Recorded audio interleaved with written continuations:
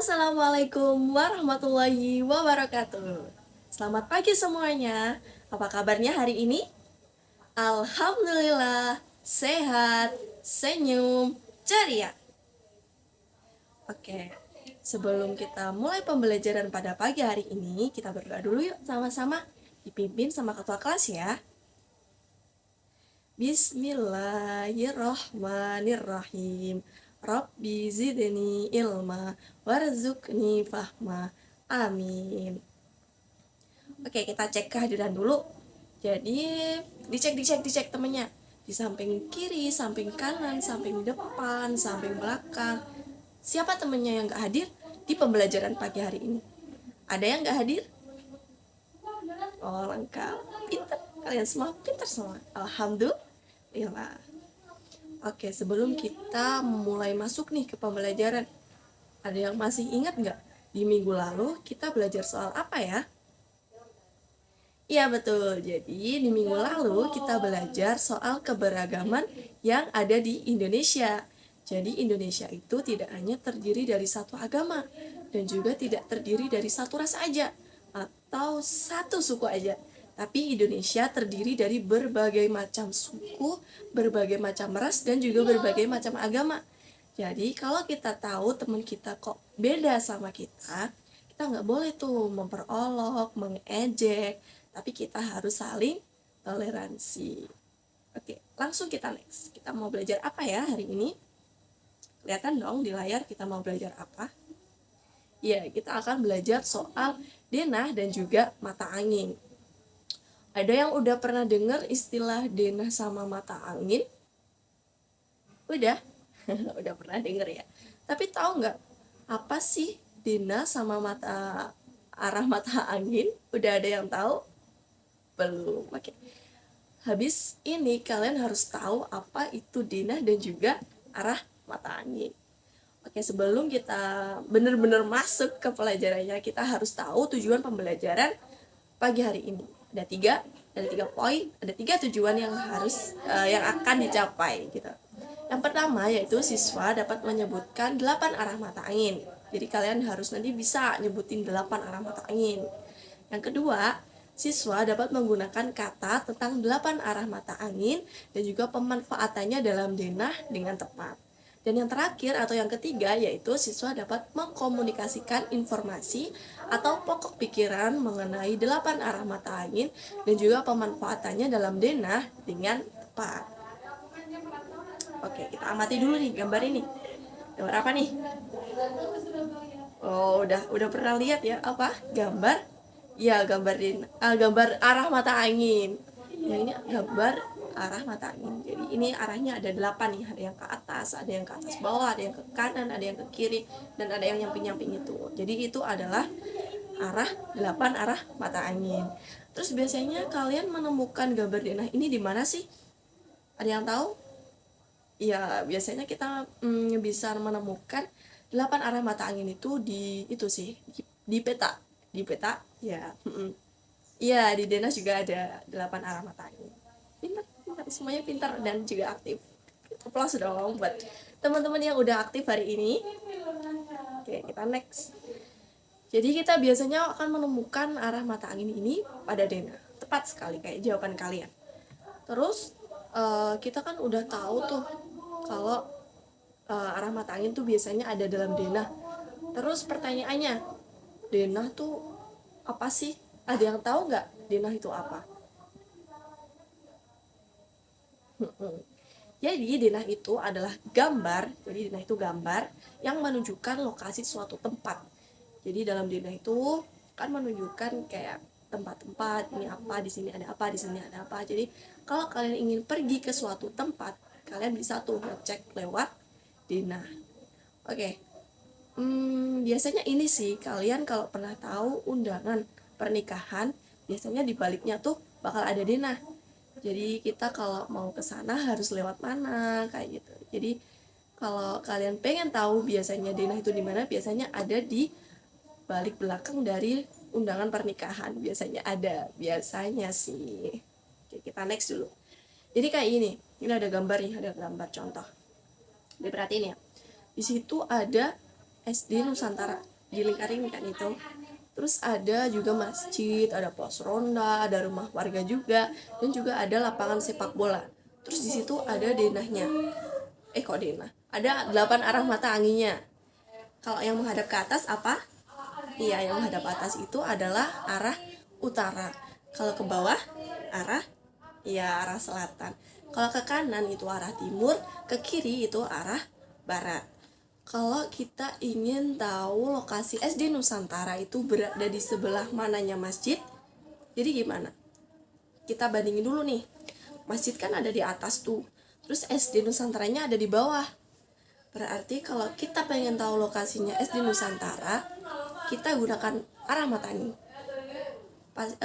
SD Nusantara kan berada di bawahnya masjid tuh. Kalau di bawahnya masjid berarti SD Nusantara berada di sebelah selatan dari masjid. Jadi kayak gitu. Contoh penggunaan arah mata angin pada denah. Contoh yang lain mungkin. Itu kan ada SD Nusantara sama ada lapangan sepak bola. Lapangan sepak bola itu ada di sebelah kirinya SD Nusantara. Berarti lapangan sepak bola berada di sebelah baratnya SD Nusantara. Jadi penggunaan denah itu disesuaikan dengan letak dari lokasinya kayak gitu. Kalau dia emang ada di kanannya berarti dia itu ada di sebelah timurnya. Kalau di sebelah atasnya berarti ya di utaranya. Kalau di bawahnya itu sebelah selatannya dan seterusnya. Nah, kita kan udah make tuh. Tadi cuma make 4 ya. Enggak sih, tadi kita make sebelah barat sama sebelah selatan. Tapi apakah arah mata angin hanya itu? Tidak anak-anak sekalian. Arah mata angin itu ada 8 apa aja tuh? Banyak banget.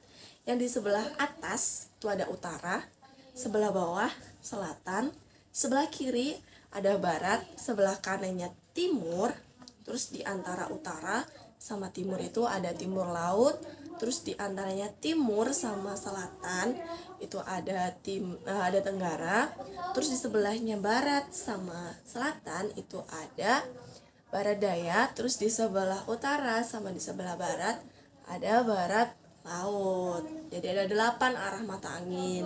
Dihafalin ya. Hafalin juga dipahami. Pokoknya kalau atas itu utara, bawah itu selatan, kanan itu timur, dan kiri itu barat. Oke, kita coba yuk menggunakan mata angin untuk membaca denah. Jadi sama kayak tadi. Oke, kita ibu kasih kayak pertanyaan deh buat kalian. Yang bisa jawab dapat nilai plus. Kalau ada, itu kan kita perhatikan dulu tuh denahnya. Kita perhatikan dulu denahnya. Ada terminal sama taman. Pertanyaannya, taman itu ada di sebelah mananya terminal? Ada yang bisa jawab? Iya, betul. Jadi taman itu berada di sebelah timurnya terminal. Jadi kayak gitu. Terus kalau pasar itu ada di sebelah mananya terminal? Iya, karena dia ada di bawahnya terminal, maka pasar itu berada di sebelah selatan dari terminal kayak gitu. Kita udah nyoba-nyoba kan tadi, udah paham juga, ada beberapa anak yang udah jawab bagaimana penggunaan arah mata angin dalam denah. Sekarang kita bentuk kelompok. Kita akan seru-seruan bareng nih sama kelompok kita. Jadi kita berhitung dulu 1 sampai 7. Mulai dari yang paling pojok sana, bisa? Oke, kita bentuk kelompok. Udah dibentuk kelompoknya? Pintar. Kalau kita udah bentuk kelompoknya, kita tentuin ketua kelompoknya dulu. Jadi udah tentuin untuk ketua kelompoknya. Udah semuanya ketua kelompok udah ada? Oke, ibu jelasin dulu ya gimana cara mengerjakan LKPD kita hari ini. Sama dibagikan dulu ya, ibu bagikan dulu nih LKPD-nya. Oke. Udah dapat semua LKPD-nya? Udah dapat. Diperhatiin tuh, ada 2 lembar kan itu LKPD-nya. Ada halaman pertama sama halaman kedua. Untuk halaman pertama bisa kalian lihat itu ada gambar 8 arah mata angin. Tapi itu masih kosongan tuh. Yang atas diisi apa ya? Terus yang bawah diisi apa? Terus yang sebelah kanan, sebelah kiri diisi apa? Jadi nanti kalian silakan tulis yang kosong-kosong itu jadi yang atas tuh apa, bawah apa, kanan apa, kiri apa, ditulis sama kelompoknya, didiskusikan gitu. Tadi kan udah dijelasin tuh ada 8. Ya, pasti masih inget dong, pasti. Oke, terus yang halaman kedua itu ada gambar denah, tapi udah lumayan rumit tuh, udah nggak gampang-gampang banget kayak tadi. Jadi nanti silakan diskusi sama kelompoknya. Nah, silakan nanti kalian tuliskan rute perjalanan dari lokasi menuju ke pasar Jati Pelem dengan menggunakan arah mata angin. Jadi gini, itu kan di LKPD-nya ada tulisan yang lokasi tuh. Jadi bayangin kalian itu ada di yang lokasi itu. Kalian ada di lokasi itu dan kalian pengen pergi ke pasar Jati Pelem. Jadi kalian nanti harus lewat jalan mana, terus belok kemana, kayak gitu. Contoh nih, ada contoh, ibu contohin satu aja. Seumpama kita mau pergi dari kita startnya itu dari balai desa Jati Pelem. Berarti kita lurus ke arah selatan, terus belok ke barat atau gimana terserah. Jadi kita tuliskan rute perjalanannya kayak gitu. Terus abis itu udah, KPD-nya cuma 2 itu. Tapi untuk soal yang nomor 2 mungkin lumayan susah sih ya, karena kalian harus benar-benar paham gimana konsep soal 8 arah mata angin tadi. Tapi kayaknya yang kepakai cuma 4 sih, karena yang memang utama juga cuma 4, yaitu atas, bawah, kanan, dan juga kiri. Sip ya. Udah paham kan? Ada yang ingin ditanyakan soal pengerjaan LKPD? Oke, silakan dikerjakan. Oke, apakah sudah selesai semua? Sudah. Oke. Silakan masing-masing kelompok mengirimkan 1 perwakilan untuk mempresentasikan hasil diskusinya di depan. Iya, betul, kelompok 1. Kelompok 1 untuk yang lembar pertama sudah betul, dan untuk lembar yang kedua masih kurang tepat ya. Jadi itu harusnya ke timur, bukan ke bentar. Jadi itu harusnya tadi arahnya ke barat, bukan ke timur. Kalau ke timur itu mau kemana itu, kayak gitu ya. Untuk yang lain sudah tepat. Jadi lebih belajar lagi ya kelompok 1. Udah kan, LKPD sudah dikerjakan. Jadi sekarang kita bakal mengerjakan soal untuk evaluasi pembelajaran hari ini. Oke, silakan dibuka bukunya ya. Di halaman 100 itu ada gambar denah kan. Nah, itu juga ada soal butir-butir soalnya, seperti ibu bacakan ya soalnya. Yang pertama, masjid berada di sebelah titik-titik SD Nusantara. Tadi kan udah dibahas juga tuh, kayak gitu. Terus taman bermain berada di sebelah titik-titik gereja, dan seterusnya. Jadi silakan dikerjakan nanti, terus dikumpulkan di meja guru, di mejanya bu guru maksudnya. Udah selesai semua? Kita cocokkan dulu,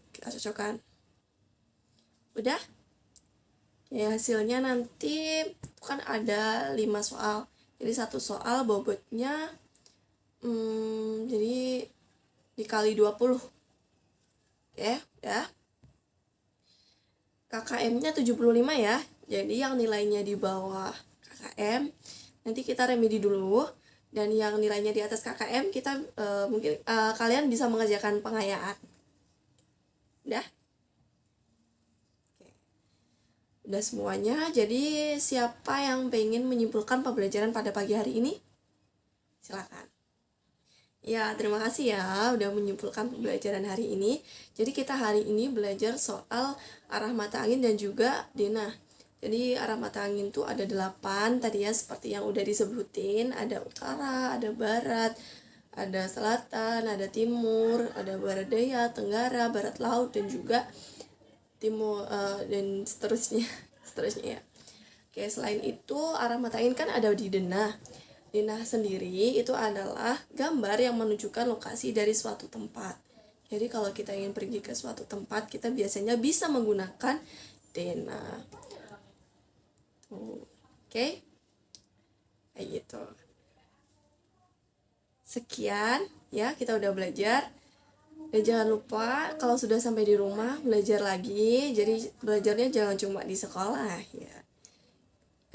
Udah sekian yang dapat Ibu sampaikan. Sebelum kita tutup pembelajarannya, kita berdoa lagi yuk. Berdoa untuk menutup pembelajaran. Dipimpin sama ketua kelasnya ya.